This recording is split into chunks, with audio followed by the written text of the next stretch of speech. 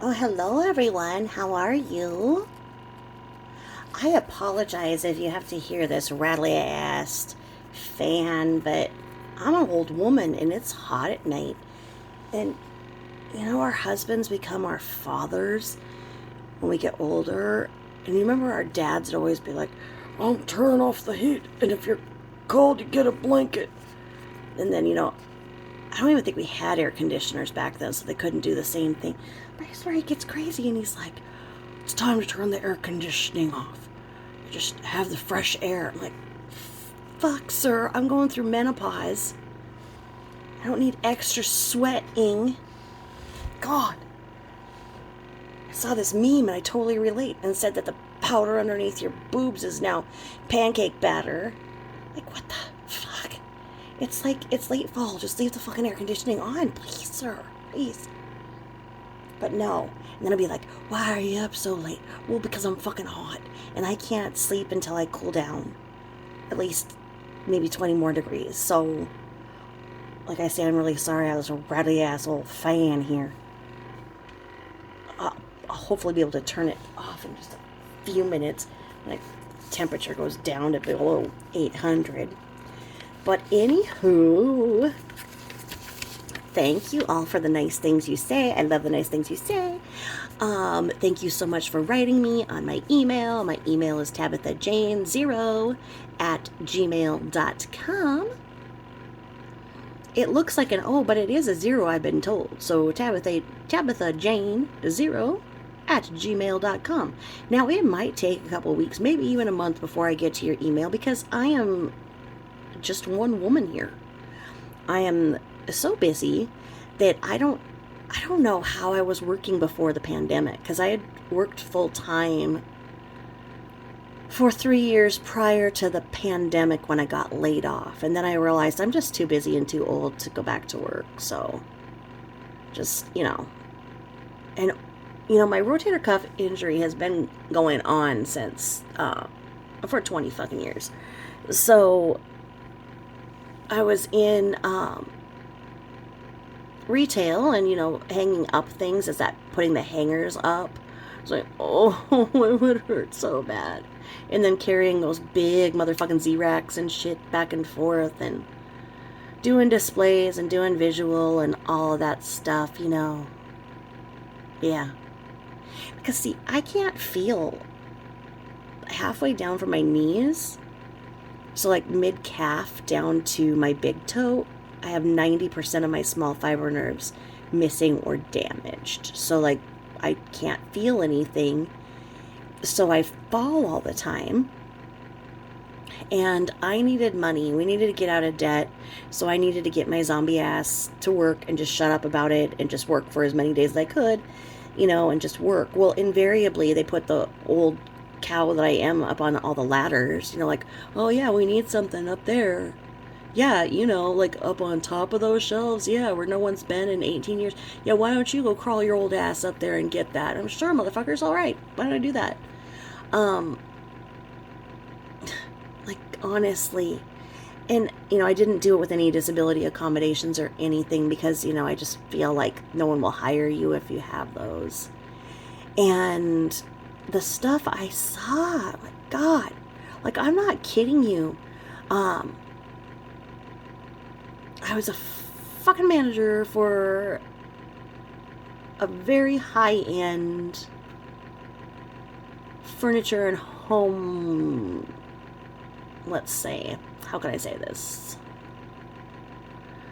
About as high-end as you can get. And in their freaking storage areas, seriously, these boxes would be way the fuck up high. And you'd have to, like, climb and crawl. I was the manager there, so you'd think that I could delegate, but no, because invariably I'd have my employees tied up with something else, and so, I was like, oh, I'll go get it, no problem.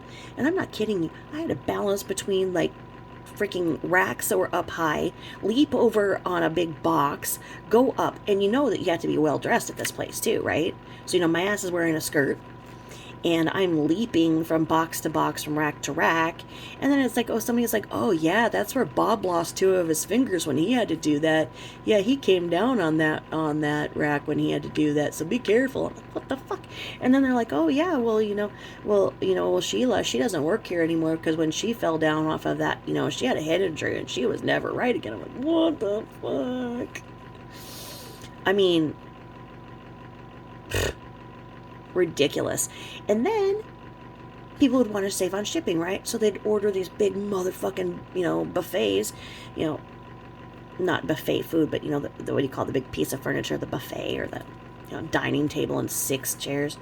They wanted to save on shipping. So that meant that, things would be sent to the store for the person to pick up. Oh no. They'd want my 5-foot old ass to hump these 350-pound boxes down by myself and shove it in the back of their frickin' Volkswagen trunks while they stood there on their cell phones. I'm like, what? And corporate, asked where I was one time or whatever because I didn't, do my, they always want you to do your readings, send your financials and stuff at certain times. Well, you're 8 minutes late for that. Well, I'm sorry, but you know what? I was lifting this 500-pound fucking thing by myself and I had it tied to my back. And, I'm trying to shove it in this person's Volkswagen and I'm only on one leg and I'm having them hold my feet in and I'm doing the best I can, I'm a little, out of breath here. And they're like, well, why are you doing that? Well, who else is going to do it? Well, you should have somebody else do it. And then who else am I going to have do it? I mean, fucking corporate asses. I mean, and that's the thing is I am convinced that narcissists are running the freaking whole retail world because they get management. Here, I wasn't management, but not management because I had too many years of education. So when I apply for a job, I'm way too educated for the basics. But I didn't have management for being there for 19 years. So it was always like the meanest, nastiest people would be in management that had been there the longest. Like they were lifers at these stores, right? And you see, in the drawer where like checks were sent for the people who their last check was sent or whatever. He stacks them from all these people who have came and went because they can't stand being targeted by these narcissistic managers. They win their position by default. They bully everybody out of the workplace, so anybody, that has feelings and maybe wants to be a kind of, I don't know. I mean, like when I was like young in the 80s, we'd have fun at our jobs. You know what I mean? We could talk to each other and, we would get together, go to a ball game or whatever. I mean, it wasn't like it is now. And it is because of the political correctness too, because they're all out to get you. I mean, honestly, they're all out to get you. And I mean, narcissists are just everywhere. They're freaking spiders. They're just freaking lurking all over. But oh Lord, I must do my disclaimer here. Hi, I'm Tabitha Jane. My disclaimer is that I am not a therapist. I'm not anybody professional. I'm on here recording for educational and entertainment purposes only. I hope to provide a teaching opportunity, and I am not a mom shamer. Instead, I'm advocating for others that can't and those that no longer have a voice because they had shitty mommies. Anyway, I do address potentially abusive and harmful behaviors, and that is to hopefully prevent that abuse in the future.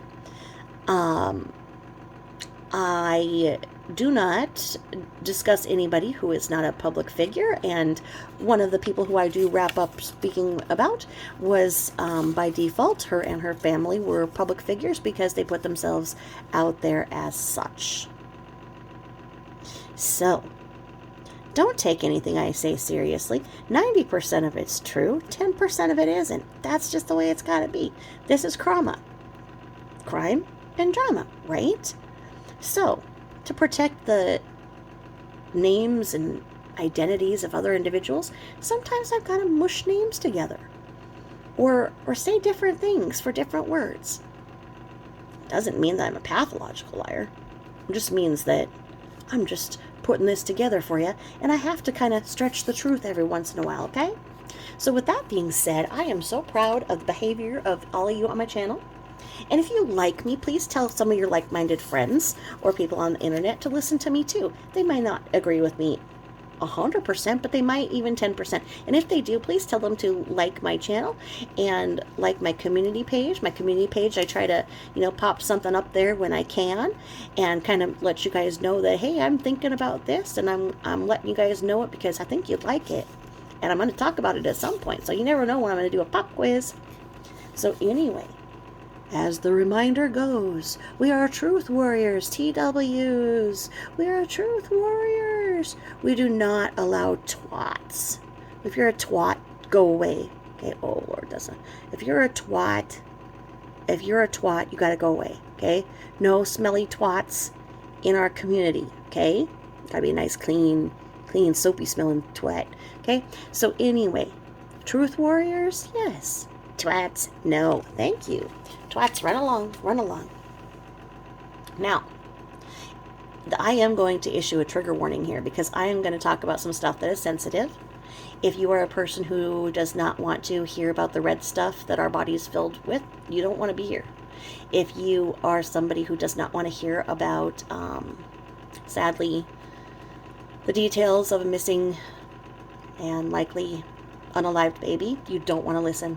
You don't want to listen. You want to just go. There are other really nice creators on YouTube. Just go ahead and give me a like and then go about your way. All right, so I have to tell you about what in the meth was going on here, okay? So what in the meth was going on 3 years ago with this twat named, okay, ready? I'm going to say it. I want to say it, and I'm going to actually say her name. Okay, ready? Amber. I'd call her many other names, but I'm for being professional and diplomatic right now, I'm going to call her Amber, okay?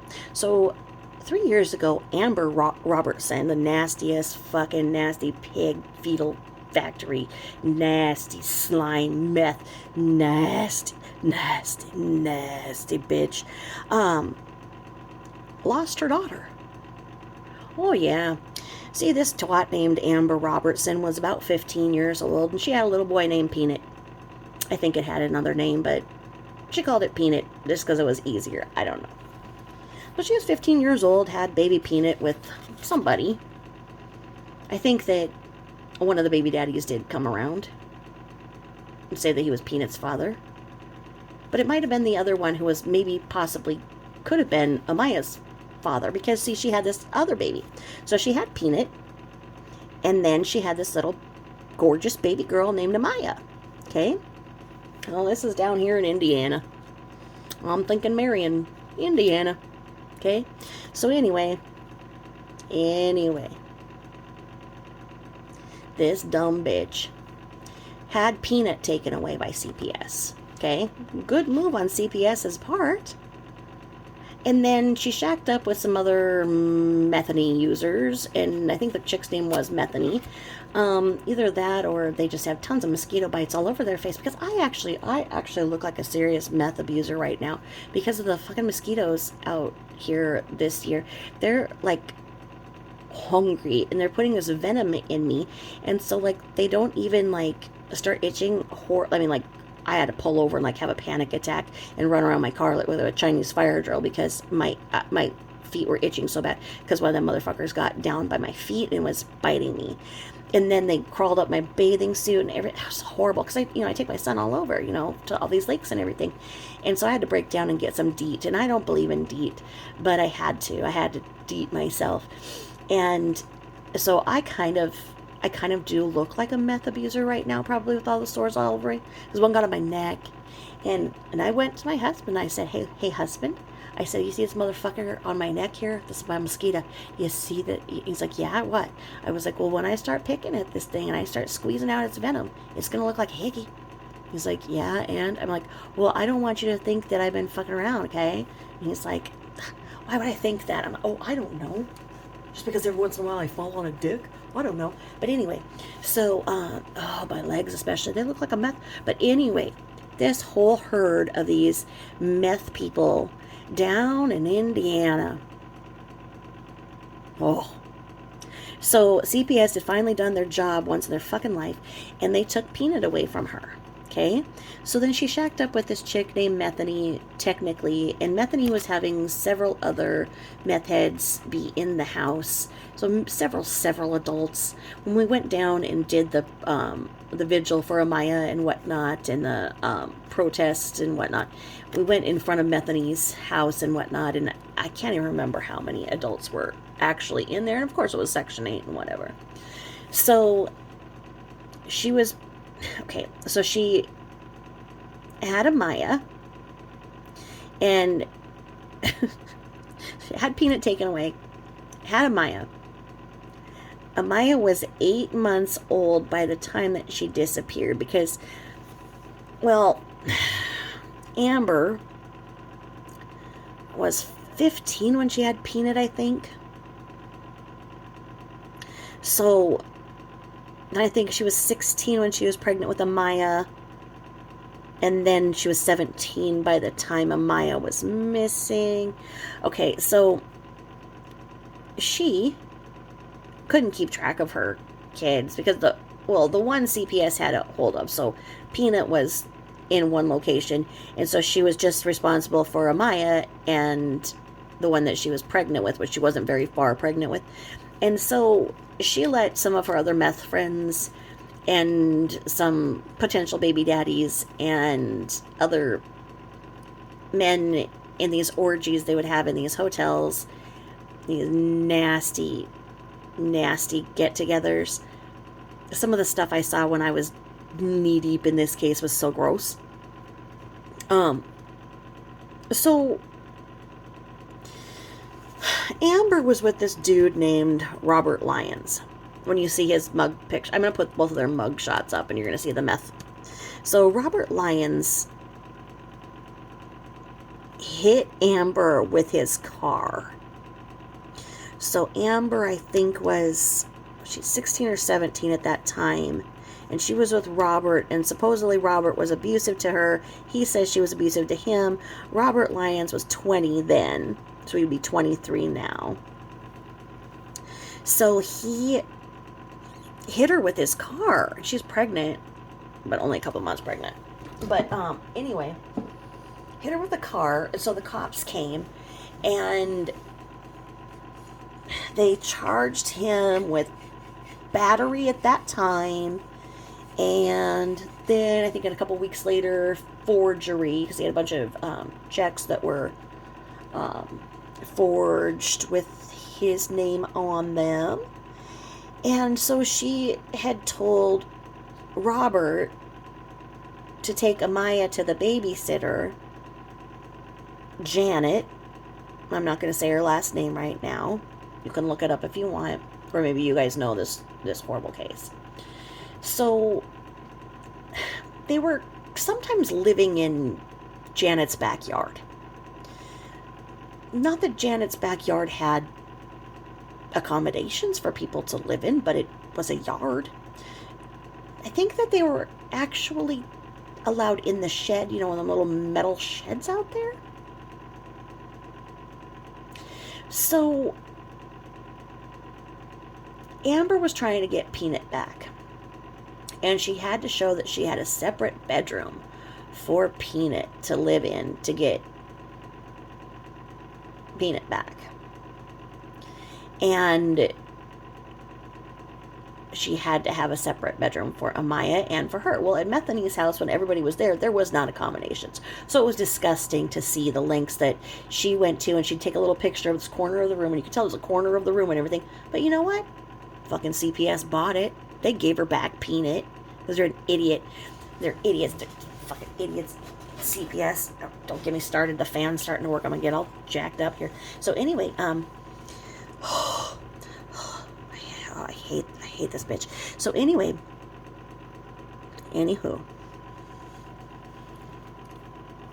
she waits about a week before she mentions to somebody, which then did involve the police in saying that she hasn't seen her baby for a week. She said she gave Amaya to Robert to take to Janet's, the babysitter.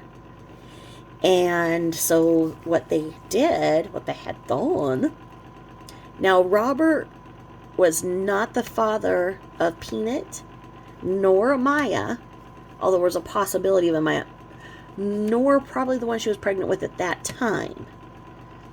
But he was the boyfriend, and so he was being suspect number one right away, because she said, I gave Amaya to you to put her in your car, to put her in your car, take her to the babysitter or whatever.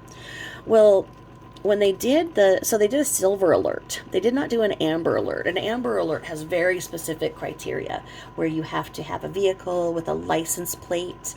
It has to be very fast and urgent. Amber criteria is very, very specific. So they did a silver alert, which oftentimes you see silver alerts for elderly people. Well, a silver alert can technically be for a person in danger of any age, okay? But they don't necessarily know if there's a vehicle associated with it or anything like that. So they issued so this was in March, and on the 19th, after the police were trying to figure everything out, she reported Amaya missing on the 15th. On the 19th, the police issued the silver alert, and they put his piece of shit methmobile all over everything. And they put it on there, and they were like, this vehicle is in poor repair with, it was like, because they were looking for him, and they wanted people to call in if they had any tips with him with the baby or whatever. Well, in the alley of the babysitter, they found like the car seat that had been in his vehicle in the alley. So the 19th, they issued the silver alert. Online, you could go and see that this bitch had been selling her WIC formula on Craigslist. Okay, that pisses me off.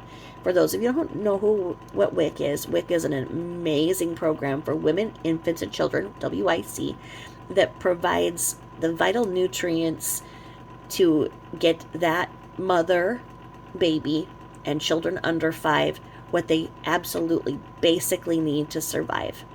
So for pregnant women, infants, and children, for pregnant women, they'll pay for your milk, some cheese, some protein, so like beans and whatnot. They do juice now. I think they do tuna and carrots. I've seen, like, when you go to the store and you see WIC approved, that's because that's what it is. I needed WIC with my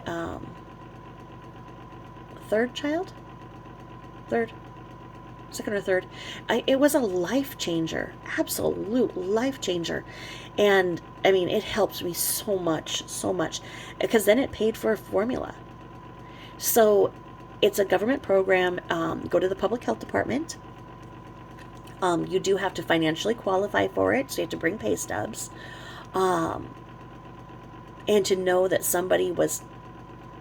this bitch was not giving her baby the free formula that she had, then instead she was selling that formula and buying meth. It was disgusting.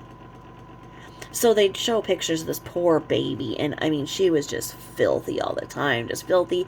And it looked like they were like feeding her, like, well, when she was 8 months old, she was missing at 8 months old, and Amber was talking about her. She's like, oh yeah, well, she was talking to me and eating her little chicken nuggets, and like, bish, this baby's 8 months old. It's not eating nuggets.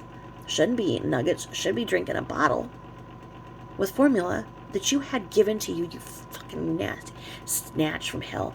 Just, I mean, that is so horrible. Absolutely horrible. Horrible. I mean, because people like that are going to ruin that program for people who really need it. I mean, formula is freaking expensive. And to be able to take that burden off of people who need that help, maybe that allows them to keep the power on. You know, maybe that allows them to buy food for the rest of the family. I mean, I'm not kidding. WIC is an amazing program, and nasty snatches like that do this. I mean, it should be investigated. If you sell it, it should be investigated. To make sure that you're not on WIC. You know, if it goes on there, you know, yeah, because if you would then get it and your child can't have this certain type or whatever, you are supposed to bring it back to the WIC office, and the WIC office can determine if it can be given to another family or whatnot. Okay, there is no circumstance in which you should be selling formula. If you were out there and you bought a bunch, whatever, yeah, you can't return it. But you know what? If they had a database at least where they checked, and if you were on WIC and you were selling your formula, then that's a CPS issue. So anyway, she reported Amaya missing on the 15th, and Amaya had been missing for about a week, they figured. She couldn't really remember when she'd given the kid to Robert, and Robert couldn't really remember, but Janet, the babysitter, was saying straight up, you didn't give me this kid. So they dug up Janet's backyard. They found a significant amount of blood. That was announced. Now, from that point forward, they've never found Amaya. We're talking 3 years later. Okay, Amaya's never been found. But from that point where they found that amount of blood, they changed the status of the investigation from a missing baby to a homicide investigation. Okay? Amaya is not believed to be alive. So,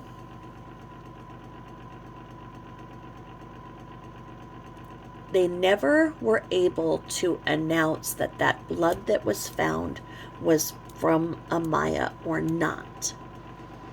And that's what I don't understand, because they would be able to tell if it was from her by getting the fetal factory's DNA and, you know, seeing whether it was human or not, because then there was the disturbing story that perhaps Janet's dogs had attacked Amaya. They panicked and they dumped the baby in the river because some of Amaya's belongings were found in the nearby river.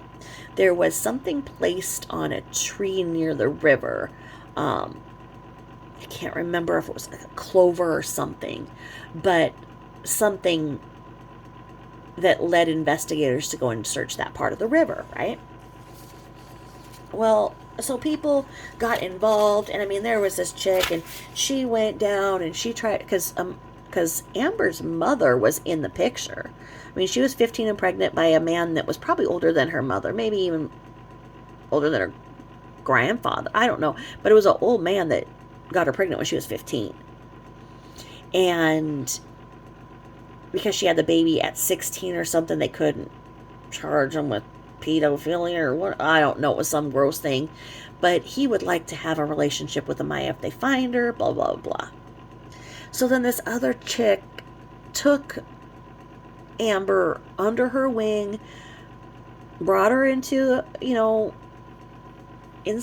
her, instead of a feral meth user, into a domesticated meth user. Got her some new clothes, got her all washed up and stuff. I can't imagine what that tub looked like. But she tried to be a mom to Amber, to kind of get her there and everything, which, you can say, oh, because this woman wanted her freaking media run.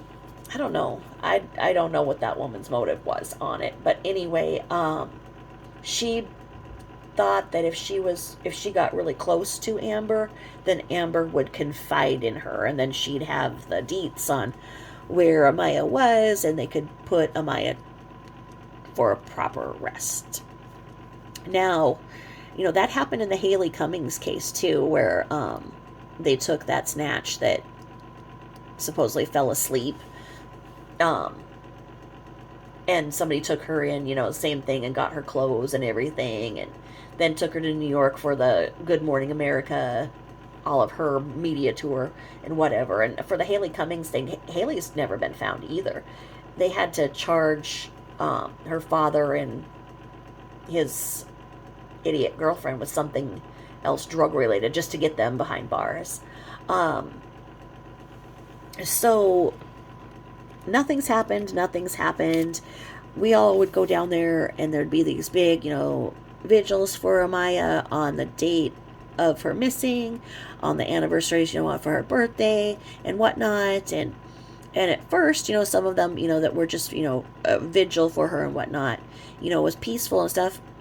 Well, her mother, her fetal factory, couldn't find it in her busy scheduled meth usage to come down and attend those vigils for her daughter and to spread information.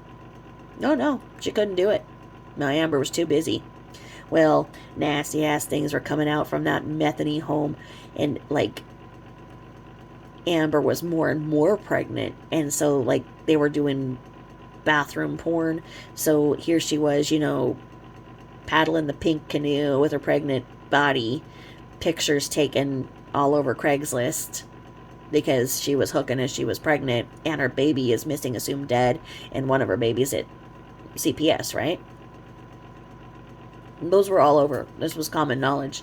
There were all of these notes found and whatnot where Amber wrote to Robert that she forgave him and everything like that about what had happened. And so during the time, there were all of these things, and everybody was examining all of these notes and everything. And I mean, it was pretty clear that she was saying, whatever happened, I forgive you, I love you. They got some money, they got to that hotel, they had a big orgy with several other meth users. And so then it was time for the new baby to be born, and CPS gave her Peanut back. So then she had custody of Peanut and her new baby, even though Amaya is missing and presumed dead. Okay? So this all happened 3 years ago. So she had another baby after the one that she had right after Amaya, and now she's pregnant again. So she was 15 and pregnant with Peanut, probably 16 to 17 with Amaya, maybe 18 to 19 with the next, 20-ish with the next, maybe 21 now, and she's pregnant again. So she's had 1, 2, 3, 4, 5 kids, and she has custody of them all. CPS doesn't seem to have a problem with any of this. So those of us who have been watching this in disgust and horror are just wondering what the hell's happening, why law enforcement isn't doing anything, why CPS is just dropping the ball. It's clear that she's on drugs and they're not doing anything about it. And why? You see people go to prison for years and years for an ounce of marijuana. And then you see this nasty pig using meth, having meth poisoned babies over and over again, when some women would give anything they had to be pregnant once. You have this nasty fucking pig doing this when she absolutely does not properly care for these children whatsoever. I mean, what in the meth is happening in Indiana, And I mean, the community, it was really in an uproar over this nasty snatch. Well, the reason why I'm talking about it is because yesterday, Monday, the bitch was arrested. She was finally arrested after 3 years. Yes. Now, so she's indicted. She was arrested over the weekend. Robert Lyons is also indicted, and he has an arrest warrant, and they have not found him yet. Now, what they have charged him with, or both of them with, is serious bodily injury. They are saying that their actions in caring for Amaya was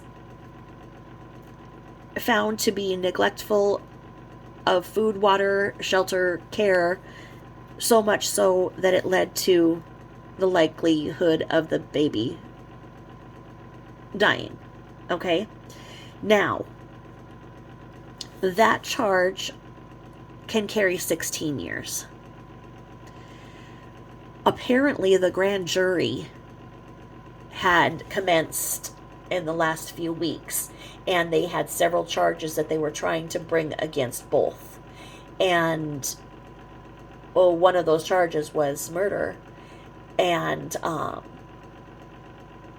the grand jury couldn't prove it. They found that there's no way, and so they did feel that they can get her on neglect. And hopefully what they're thinking is that they can just knock this bitch behind bars for 16 years, then she'll stop with this non-stop breeding and losing kids along the way. I mean, she didn't have hardly any teeth by the time she was 16 from all of this. And like I say, I'll put her mugshot up, and you ask yourself, what the hell is wrong with CPS? And I mean, that bitch needs to be stapled shut. I do not understand our system, because there are families that, do not want to have children anymore or further, and they can't afford the insurance to, get a hysterectomy or their tubes tied or a vasectomy. And so there were programs that were started on the West Coast, like a $500 incentive that, they would pay for you to get sterilized, and you'd get, a $500 check, whatever. Well, they found that to be prejudicial, that people who were not financially secure were being targeted for that. It's like, you know what? This nasty snatch would have taken it. I mean, she just won't take birth control. There are a lot of druggies like that. They won't take, like, actual drugs that will, do something like, oh, I don't want the side effects of that. Meth is just fine. Like, what the hell? I mean, and the thing is that these babies are being born with meth in their system, and CPS knows about it. And these children are going to suffer a lifetime of learning disabilities, and they'll be,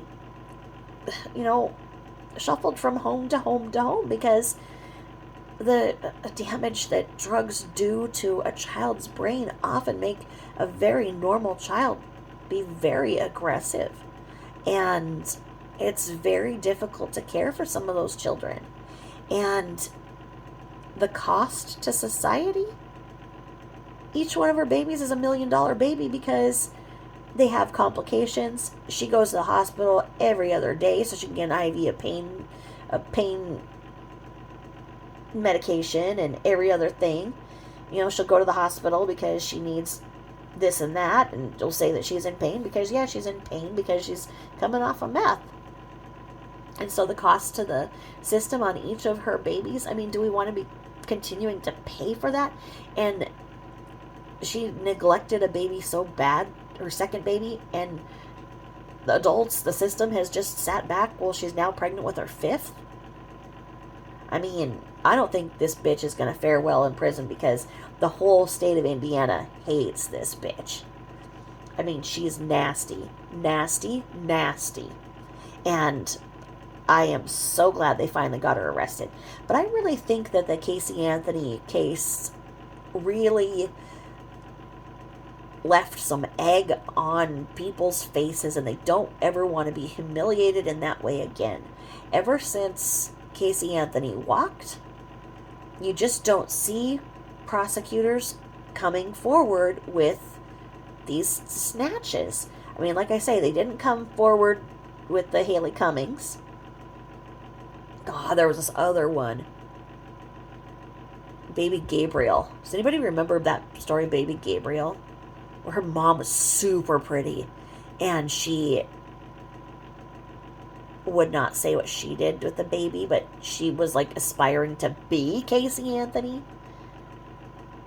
And it was really, but they got her on something too. They got her on some other charge. So, I mean, they're being crafty and getting them on other charges just so they can put these nasty snatches away.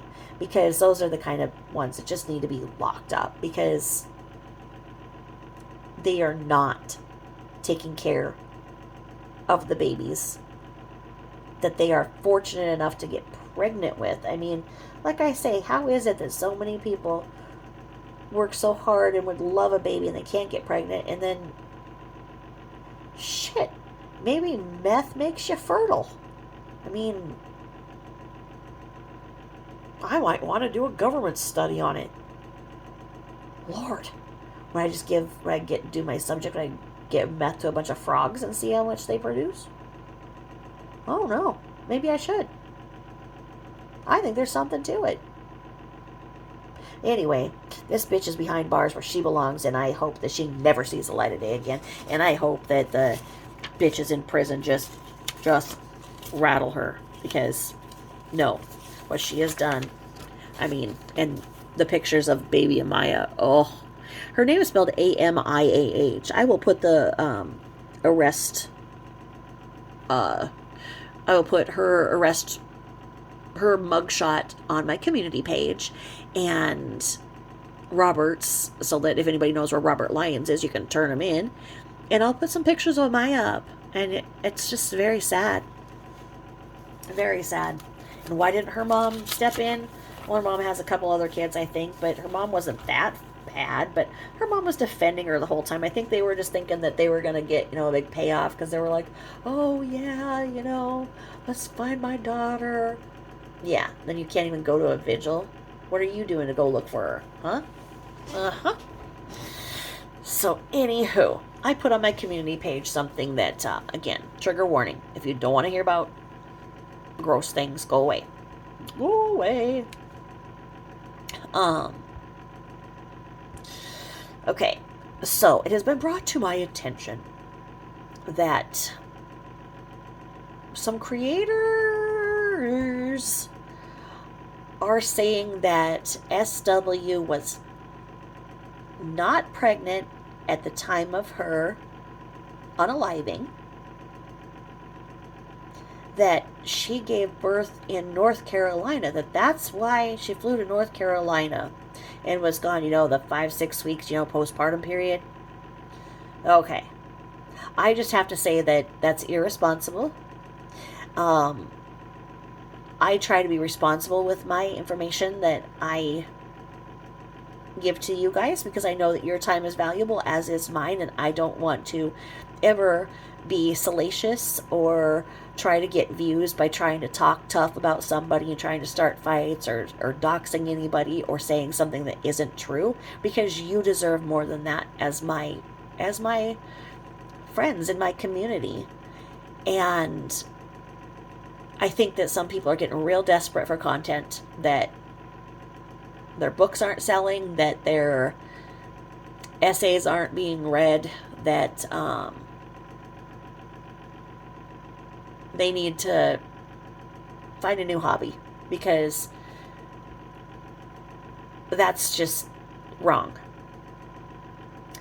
I posted on my community page something that I would not usually post, but I needed to post it because I do have people emailing me wondering if I think this is true or not.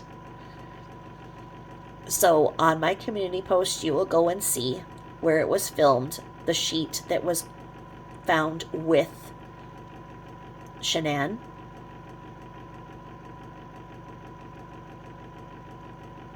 I at first was really disturbed by the looks of the sheet, because I thought what I was seeing was a lot more blood than I thought. But it turned out that the pile was actually sand. So once they deposited the sand in this bag, and I mean, it looked like they had freaking grocery bags. What kind of what do? Go grocery shopping there in Colorado, and they're like, hey, yeah, I want to beg paper so that when I'm doing my work, my criminal work, and I'm gathering evidence, I want to use this paper bag. Like, what the hell? It said like some supermarket name on it. I can't believe this. Like I say, honestly, the only other seriously unsolved murder is also in Colorado. Who killed John Monet? Is it any wonder that here we are talking about this case 4 years later because it's so botched? So anyway, the sheet that was found with Shanann has a lot of blood and a lot of other fluid. Okay, stains from fluid. Stains from amniotic fluid. Okay, this was a woman who was between 14 and 16 weeks pregnant. I am sorry to anybody who's listening that has had a miscarriage. But if you did, you know what I'm talking about. It's been a long time since I've worked as a healthcare professional in a hospital, but I have sadly seen one too many miscarriages in progress. And I've given birth to 6 babies. So I know what amniotic fluid looks like. And yes, if a person is 15 weeks, they're going to have the amniotic fluid. Okay. So you see this kind of pinkish tinted fluid along with blood. Okay. Now, her demise was a bloodless demise. Okay. We know that, in fact, her cause of death by discovery was stated as a homicide with asphyxiation due to manual strangulation by another individual. Okay, that is bloodless. Okay, so what would cause the amount of blood and other pinkish tinted fluid in a pretty large amount on one white sheet if this was a bloodless crime? She did not have any wounds. She was not bludgeoned, nothing like that, okay? Now, the discovery stated very clearly that SW's genitals were protruding. Through the vaginal vault, there was tissue attached. There was a prolapsed uterus, and the experts could not determine the fetus's gender. Okay? The fetus was sent to the CBI for genetic analysis. Further stated that experts couldn't determine the gender. Okay? But it says also that it was known that they were expecting a baby boy. Asterisk, I'm going to talk about that in a second. Now, the measurements of this fetus from crown to rump, so the edge, the top of your head to your butt, it was 10.5 centimeters. And the feet were 0.7 and 0.8 centimeters. Okay? Now, attached to the fetus was an umbilical cord of 17 centimeters, and the umbilical cord extended to the placental disc, and the membranes were ruptured. Okay? So, membranes are called amniotic fluid. When you go to give birth and things aren't going, you're like, and your water has not broken, that's your membranes. They'll say, well, we're going to rupture your membranes. And then they take this knitting hook, and then there's a big swoosh. Okay? That would be present in a woman who is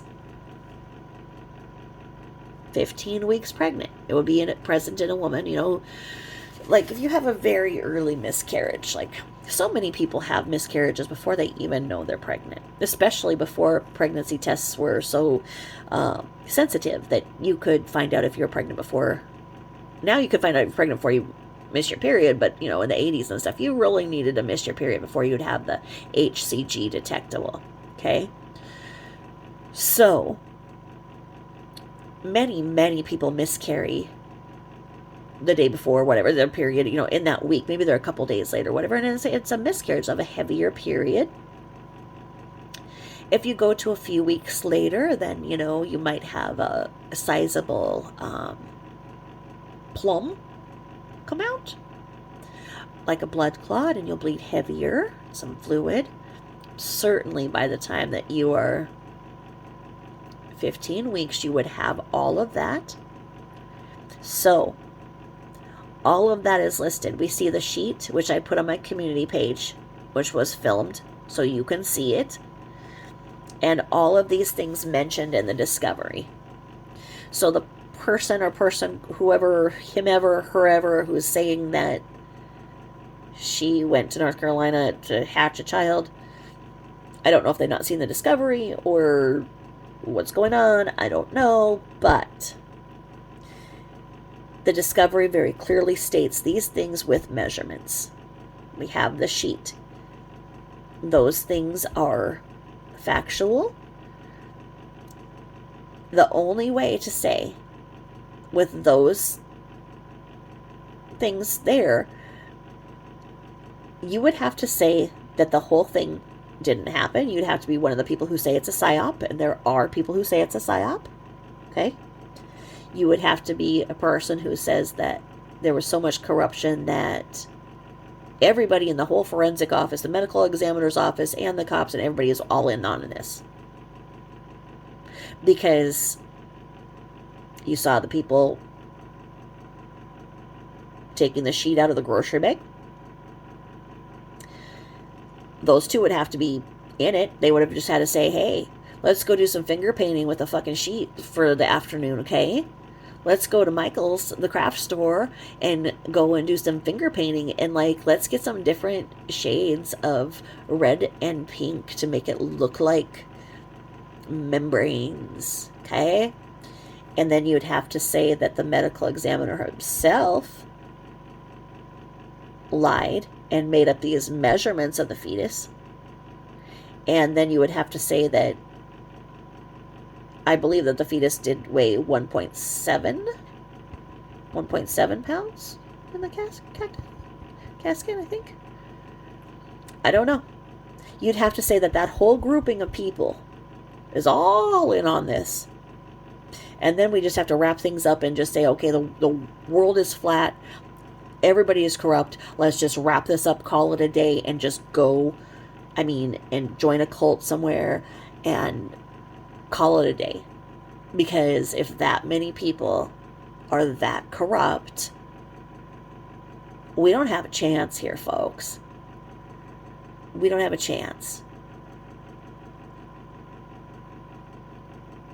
I would be very upset if I were the ruse and I was hearing this.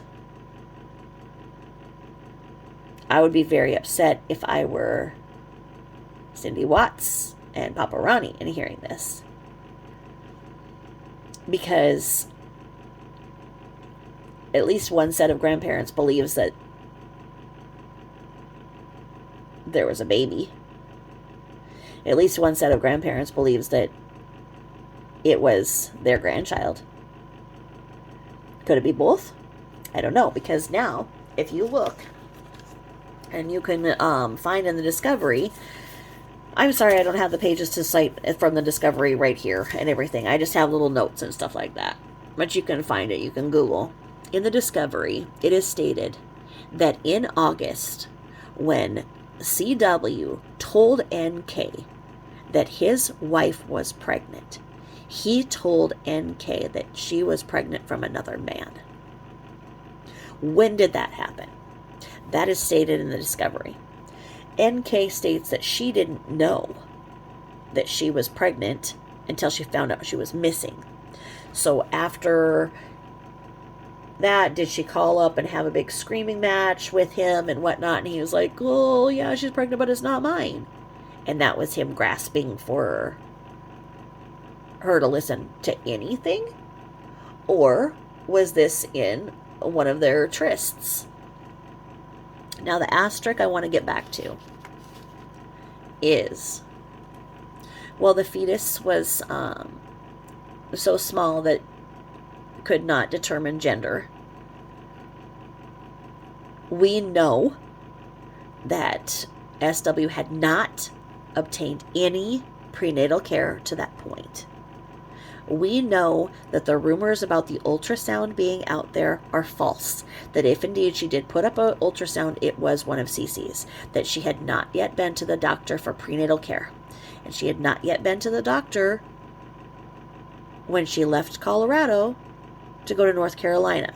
So if on her demise she was 15 weeks, got back into town at 14 weeks, had left Colorado 6 weeks prior, she was 8 weeks pregnant. Okay? That's not that bad to not have prenatal care by 8 weeks. Okay? So, well, it's shitty and everything. You can kind of see how she was poo-pooing this. And then for 6 weeks she was saying she was out of network and couldn't go, which bullshit. We talked about that before. So, if she was out of network for those 6 weeks, at 8 weeks, you're not going to be able to find out the gender unless, and of course, you had genetic testing and whatnot, which we know that she did not. She did not go to any doctor or provider in North Carolina. And there is no mall that you can go and get some ultrasound that's going to show you the gender when you haven't been to the doctor yet, number one, and you're under 14 weeks. They're not going to be able to show you the gender. They're not. Now, could the gender of the fetus truly even be determined by the DNA? I need somebody who's a little bit more advanced in that part to tell me, because I do believe that it's possible, but I don't know how, because we're all female to begin with, right? That's why even boys have nipples, right? And the testes descend to make you male, and the testes don't descend till a certain part. So I don't know. I mean, is it in your DNA at what point? I mean, and if the, I mean, I'm being real gross here, but they said there was a lot of sand and whatnot, so the fetus was quite dried up. So I don't know that there was enough blood. I don't know, but, part of the fetus's blood does circulate in the mother. I don't know what was still available for that. I mean, I don't know that anybody could have honestly said it was a boy.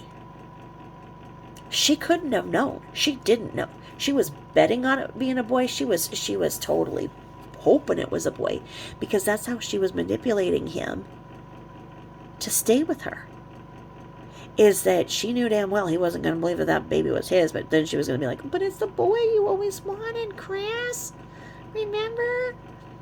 And then look, I wrote it on my hand and everything that I forgive you, so I'll remember that I forgave you. Okay, Chris?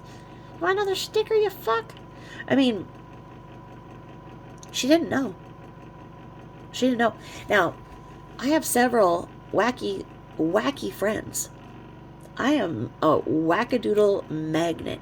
People who are crazy just flock to me.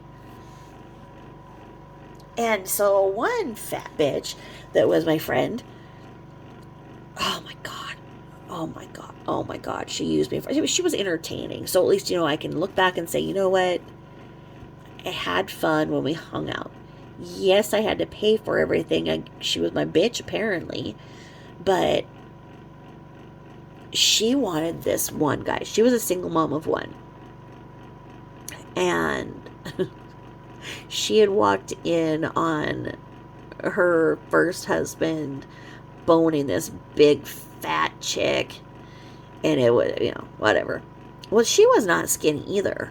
And holy shit, oh my God, when she's one of those people, when they get pregnant, they really go grimace. I mean, they look like grimace.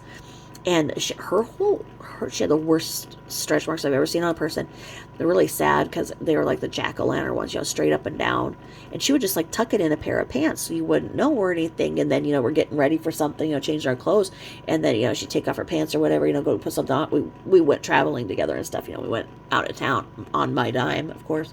But, I mean, I saw her naked. I'm like, Jesus, how'd you get that all in a pair of jeans?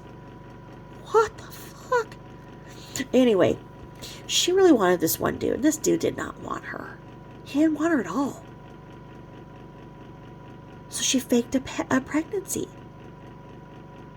Totally. Okay? But not just any pregnancy.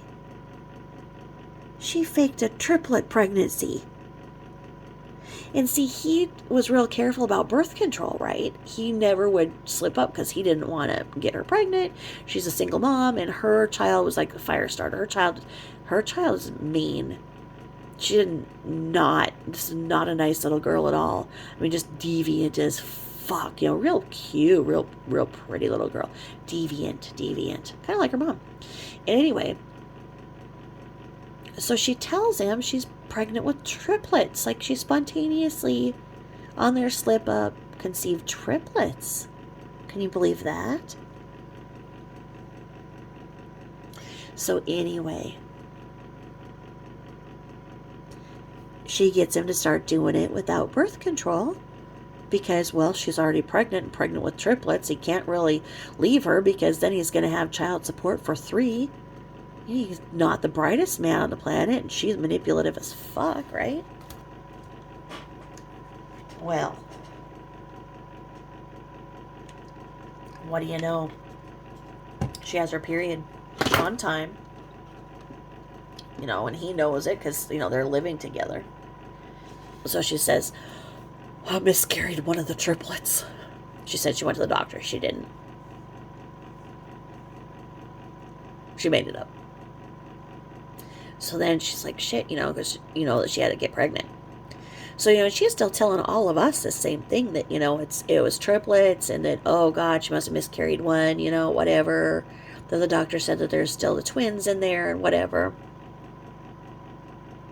And so then, and she was the biggest mooch on the planet. And so she said that, of course, she was having boy-girl twins. And so, the baby shower, for the boy and the girl. She just wanted double. She's a big mooch. Well, then, of course, right after the baby shower, she miscarried another one. But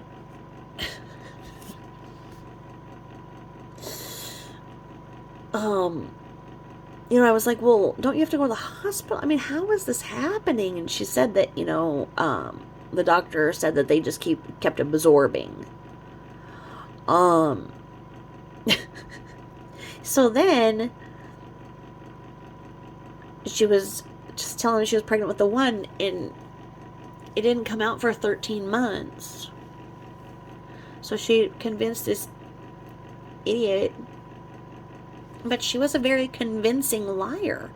I mean, she got a lot of money out of me because she was very, very entertaining.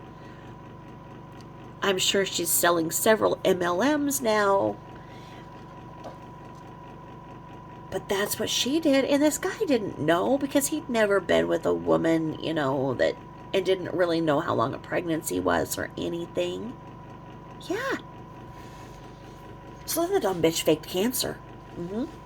She was faking cancer. And her parents and me, were and so, we got it down to, having him, the husband, go, behind her back, like, okay, go to the doctor with her because you need to have something on paper that she actually has cancer. Well, it came down to the doctor appointment day and everything, and for her to go, for the MRI or whatever. Oh. Well, what point where they asked if she could be pregnant, she said yes. She actually was again. But that's the kind, she didn't have cancer. But then she got him, locked down with another one because he was going to leave her after the 13-month pregnancy.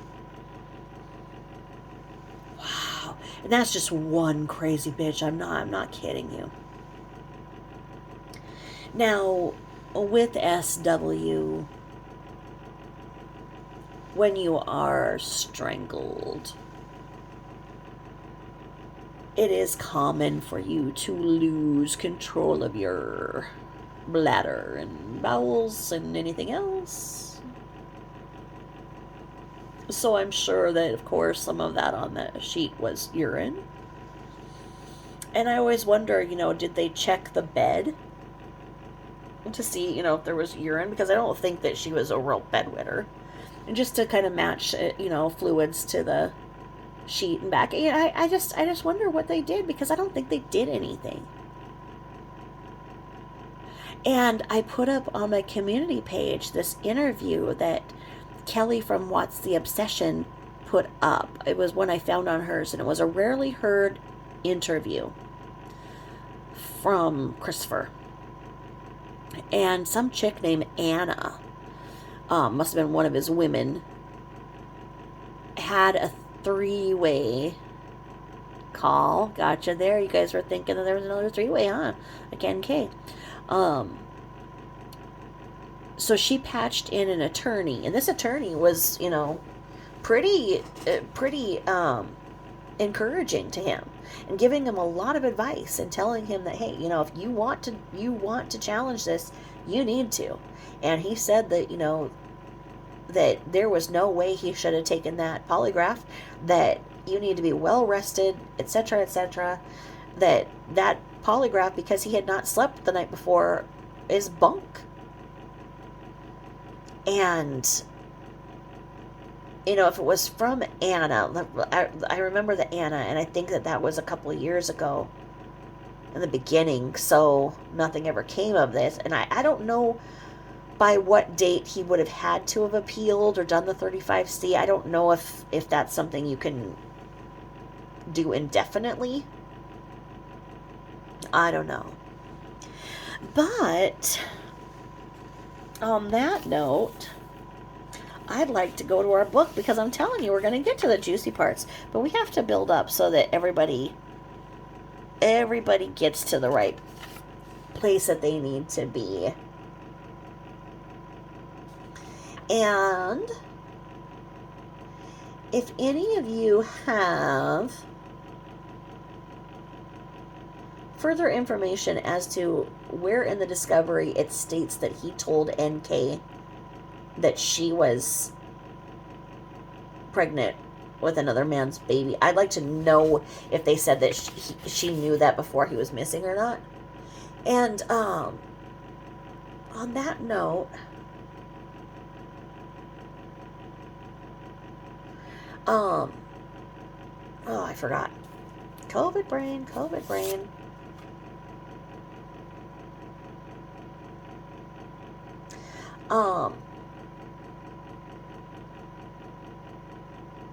I saw that in People magazine. And they stated it like that. They said, when he told his mistress that she was pregnant with another man. And, here's the other thing to prove that she didn't give birth. Because you saw that woman when she shat out Cece. She was all peppy and happier to clam in her hospital bed with the push-up bra and her makeup on and everything, and inflicting the baby-wise twisted ways that she saw baby-wise, like she said.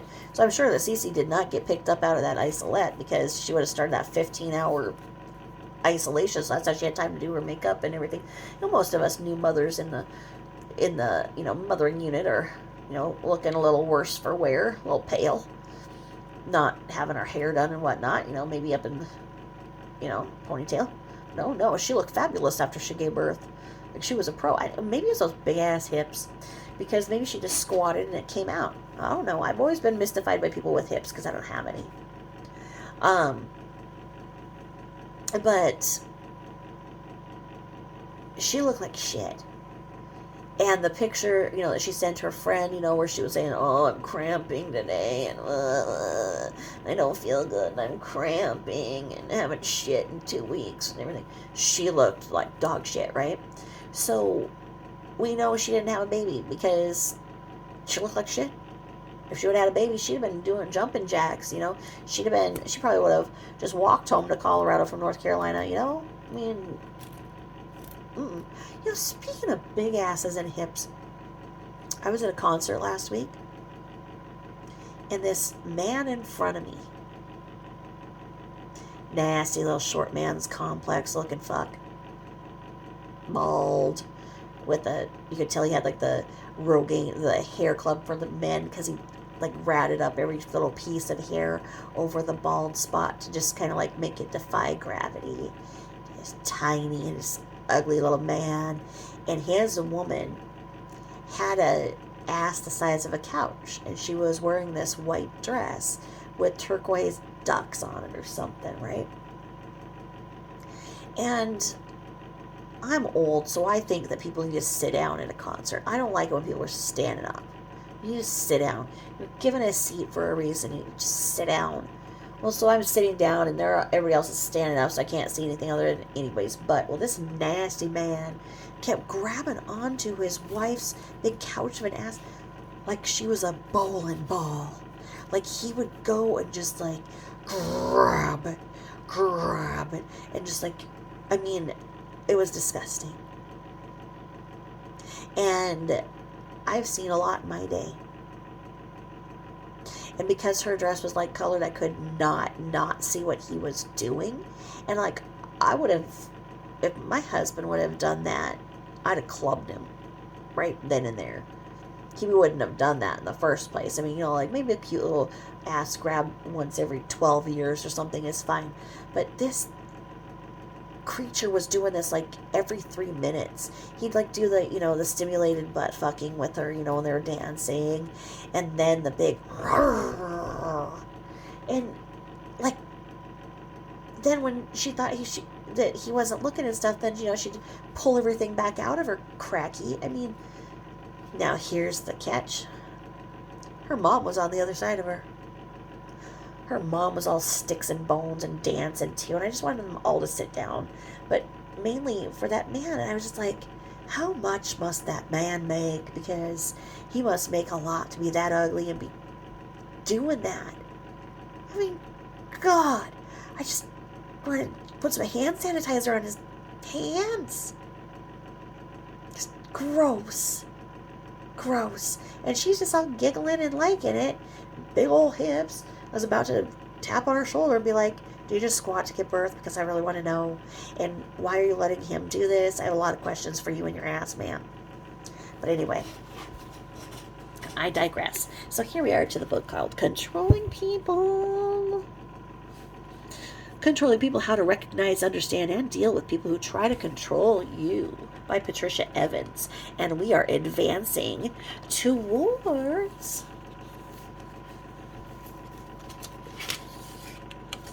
Chapter 5.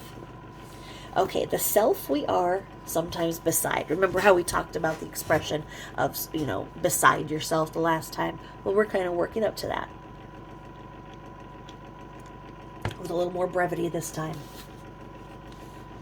Betrayal of the self is a betrayal of nature. Oh, I like that.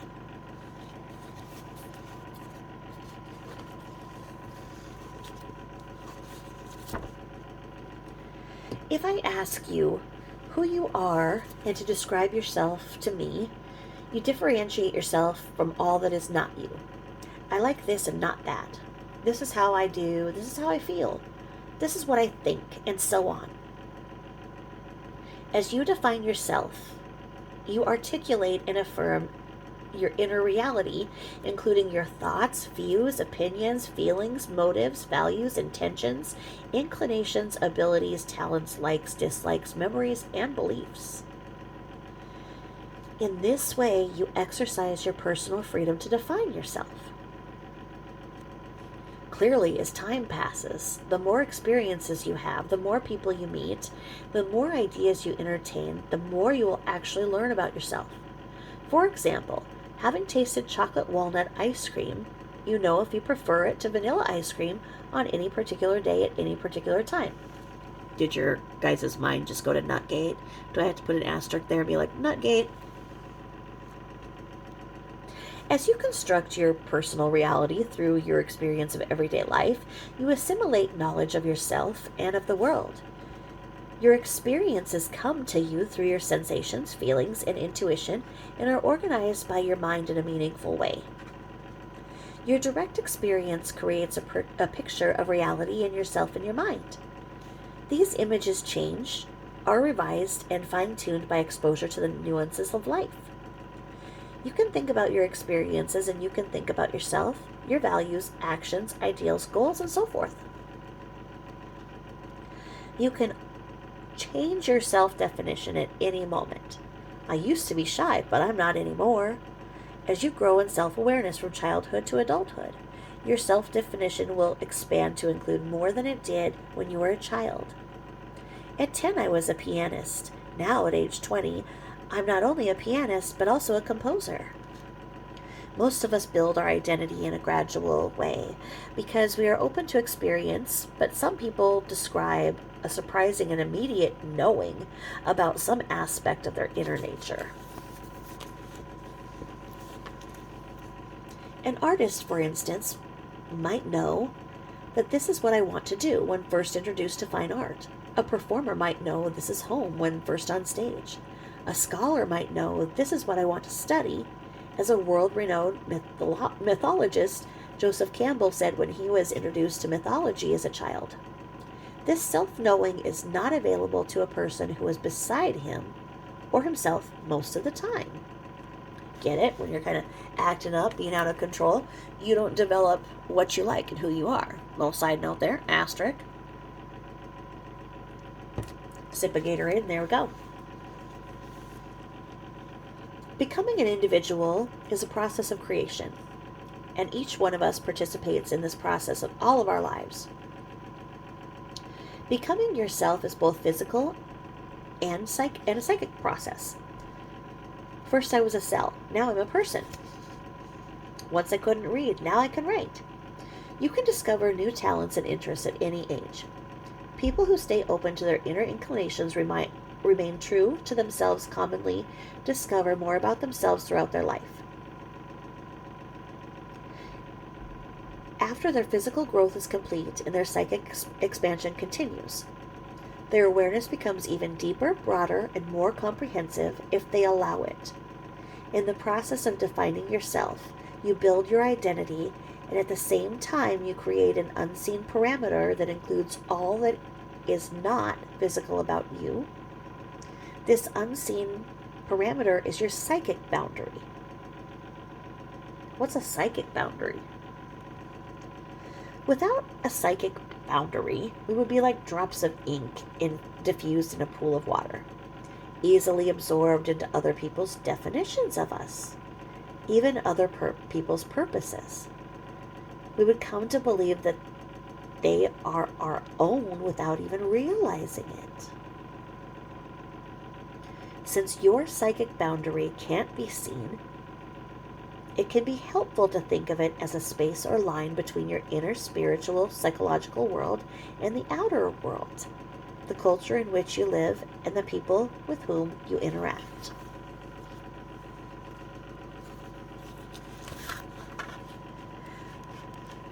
By giving a name, psychic boundary for instance, to the unseen, we can talk about aspects of ourselves that are not concrete. We do this when we speak of the ego, soul, spirit, or mind as if they were concrete, as if we could see them, though we really only see their manifestations. As you read this book, it may be useful to imagine your own unseen psychic boundary, because this is the boundary that is trespassed by anyone who attempts to control you. Just as your psychic boundary delineates your physical presence, your psychic boundary delineates all else that is you. It circumscribes that which is unseen about you, your individuality. You are in charge of what passes through this boundary. When you take in or reject information, an event or experience, you act as the gatekeeper. When you give or withhold consent, I accept this or I don't accept that, You open and close the gate. Your cells protect you in a similar way, acting as the gatekeepers of your physical body, automatically taking in or rejecting various materials. Interestingly, your physical boundary also has an unseen quality to it that seems to extend a little beyond you. The way this boundary is respected in different cultures is reflected in the varying distances people stand from one another. For example, if you and I were talking in an otherwise empty elevator together and I did not know you, I would stand near one side of the elevator and most likely you would stand near the other. If I were to stand right next to you, you would likely step back in protection of your physical boundary, feeling that I had attempted to trespass into your personal space, even if I hadn't touched you. If I bumped into you, I would apologize. But if I were in the elevator with a 2-year-old child in my care, I would not only stand next to her, I would even hold her hand. A child's boundaries are open to receive nurturing protection. When we see the physical presence of a person, we see their individuality. Stamped like a fingerprint in space and time, physical boundaries are trespass in acts of physical violation. For example, physical violence, sexual assault, and murder. Most of us have a pretty good idea of people's physical boundaries and manage to respect them. Those who don't are often arrested. Clearly, just as assaults to the body are harmful, so are assaults to the psyche. All such assaults are attempts to control us, but we have only recently begun to recognize assaults against a person's psychic boundary, racial and gender slurs, and all categories of verbal abuse are examples. And this is where she refers to her other book, which is so good. It's called The Verbally Abusive Relationship, How to Recognize and Respond to. It is a good book, and I hope that I can read that to you too. Historically, we have given little thought to our psychic boundary. One reason is that we live in a world so externally focused that we become used to thinking, what can't be seen can't be. But with atom splitting, microwaves, newly discovered stars, and conversations in cyberspace, we realize that what can't be seen can be. Since little attention is given to the reality of a psychic boundary, people may mix up their own reality with that of another person. This carries great significance because it allows all kinds of problems to develop in all kinds of relationships. Yourself, while having many invisible aspects and many invisible qualities and characteristics, forms a whole. Each of us has a sense of this whole, and it is a sense of self that we seem to lose or be dislodged from when we suffer the trauma of a catastrophic event. Even to the extent of amnesia, forgetting who we are and the context of our life. Some events are so sudden that we don't quite take them in, or we only manage to take them in slowly. Sudden events impact our psychic boundary and even shock us. If the jolt is more than we can handle, if we cannot close the gate on our experience, we may feel overwhelmed or dislodged. If we are dislodged, then we may be said to be beside ourselves. I talked with an older friend about the experience people have of being beside themselves. My friend said that he had an old memory. He recalled being just 2 years old when his mother left him alone for a few hours with his older sister. And he recalled that at that exact time he realized he felt secure and aware of himself. He said he had felt this sense of self he felt the sense of self and aware of himself. He said that he had felt the sense of self most of the time ever since. And then he asked, is this the self that I would miss if I were beside myself? I assured him that it was, and marveled that he could have been so aware of himself at such an early age. Thus far, we have seen that actions against people take place in the context of backwardness. The perpetrators seem to be beside themselves when they attempt to control another person acting against him or her. They assault either the person's psychic boundary or physical boundary, or both. Or they ignore the other person as if he or she doesn't exist while taking control of his or her time, space, and other resources. We've seen, too, that a shock or crisis may leave people beside themselves, and this has something to do with the problem of control. In the next chapter, we will look at other ways people may become beside themselves. Okay? And in the next chapter, this is where we're going to get good, because it's starting in training, trying, and trauma. And we're getting there. We're warming up.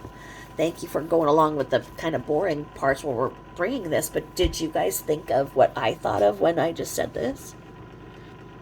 That's why I was kind of stumbling on my words, because I was thinking, oh my gosh, this just totally makes me think of the way that she was to him. We know that SW bragged about kicking Christopher's ass all the way outside to his porch, or her porch. She openly talked about beating him up and putting him outside until he could behave himself.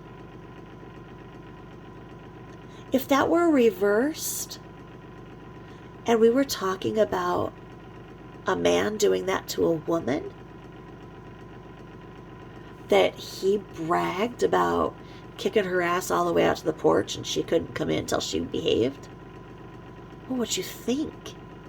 You think this man is a freaking monster. So why is it that people went ahead and canonized Saint SW for doing the things that we would not accept if a man did to a woman? Do you know what I mean? As I was reading that, I was just thinking of all of these examples of the way that we saw her mistreat him. He lost himself. He was, in fact, as Patricia Evans says, beside himself. Do you know what I mean? I mean, he lost his identity. He was a NASCAR mechanic. He had a shit-hot Mustang. He had to trade that Mustang in to get the Lexus because it was on the list of things that she could get if she did qualify, but she didn't qualify, and so that's why the Lexus wasn't in her name, and he had to sell his Mustang to give that to her for her image. Where did his image go? Where did his Mustang go? When you have a relationship with a Mustang, it's a lifelong thing. Let me tell you that. My dad had I was telling you guys about how my grandfather was killed in a car accident before I was born. And my grandmother gave my parents the house near the park that was so magic to me. Well, she also gave him the car. And it was a 68 fastback, a Mustang fastback. 68 fastback. 67 and a half or 68, whatever it was. It was blue. And I remember that car. I was 3 and 4, and I remember that car. I remember the smell of it, the look of it, the color of it. And anytime I see one, or out there, it's oh. And so it's like, he was a NASCAR mechanic. I mean, he went through school. Cindy talked about how, they didn't have a lot of money, but they had enough money. And they put him through that program because that's what he wanted to do. That's what he loved. He loved working on cars. But that wasn't going to provide enough money for the lifestyle that SW wanted, so he did something in a linear career that, his knowledge could feasibly, I guess it did, get him to that job. But he lost himself in that. He was a quiet guy who, really wasn't with any other women. Shit, maybe he was a virgin. Maybe he was a virgin. Maybe he went to the glass house and maybe he got a dance from the one with the big ass and, she rocked his world. Rocked something. Or maybe it was the Craigslist kind of thing where he was like, I'm sick of beating my meat. Went and found this chick. I don't know. But he wasn't a womanizer. But she was a man-eater, by all accounts. Especially with that leopard dress. And so you go from having this guy who just was probably the booger eating. Well, you know what? He was eating his earwax. That's what he was doing. Oh my God. He did, didn't he? In one of those things, he was like looking at his earwax. I swear to God, didn't he eat his earwax? Oh, I think he did. That's worse than boogers. Or is it equally gross? I don't know. But I mean, he was just a booger eating, earwax eating kid in the back that, probably smelled like farts in the back of the classroom and, just didn't bother anybody. Just a little weird. But just really good with cars. And then he gets this worldly woman who says, okay, you're a man. You're going to be a provider. I mean, they looked happy in the wedding pictures. They really did. I really, really like that one picture. I don't know if they were on their honeymoon and she's wearing like a white kind of gauzy dress. And she really looked into him. They really looked happy. And I do think that, she was a beautiful bride. I think that she had to control.